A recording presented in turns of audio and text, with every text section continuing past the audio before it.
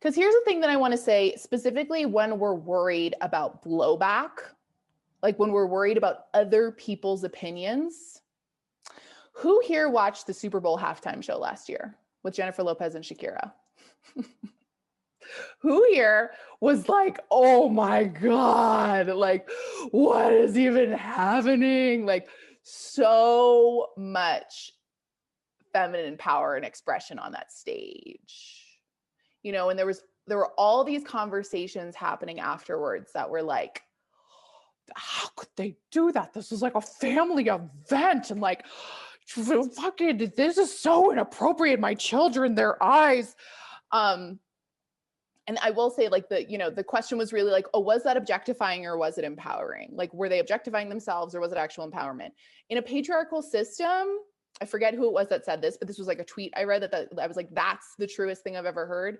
It's like in a patriarchal system, your feminine embodied sexual expression is always going to be both in the public eye. It's always going to be both.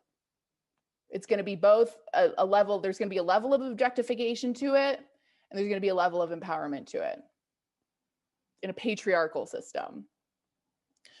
But I bring this up because, like, what's underneath all that critique and criticism, right? Like, what's really at the root of that?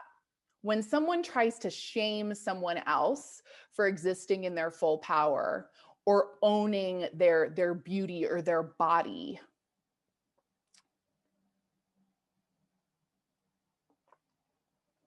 decreased power, fear, control, jealousy.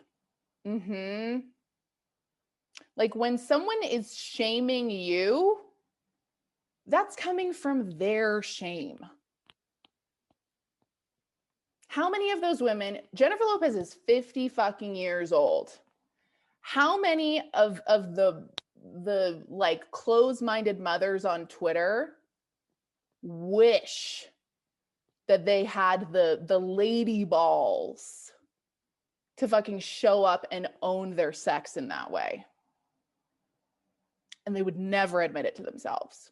And it's so buried under, I'm sure, like, I'm making such blanket statements here. I don't actually know any of those people on Twitter, but you know what I mean? It's like so cloaked under like religious shame programming, right? Yeah, like internalized misogyny, like in white feminism, and looking at two Latinx women, right? And being like, well, that's inappropriate. It's like it's living under all this stuff, and it's like, you fucking wish you could. That's why you have to steal someone else's fire, is because you want that flame, right?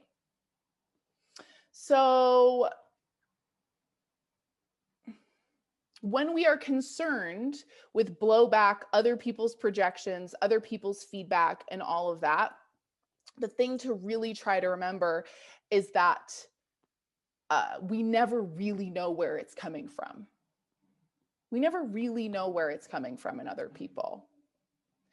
And my goal in the work that I do with women is to get you so right and tight with your own knowing and sitting in the seat of your truth and power that stuff, like when it gets slung at you, it's like Wonder Woman with the cuffs.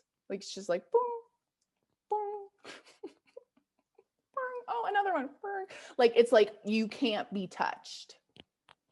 And that doesn't mean that there might not be pain and there might be discomfort. And again, that there won't be consequences and discomfort that comes with the consequences, right? Of like being fully expressed or doing what is right for you, or breaking some of these secret rules. But it means that we get better and better and better at being able to see it clearly for what it is.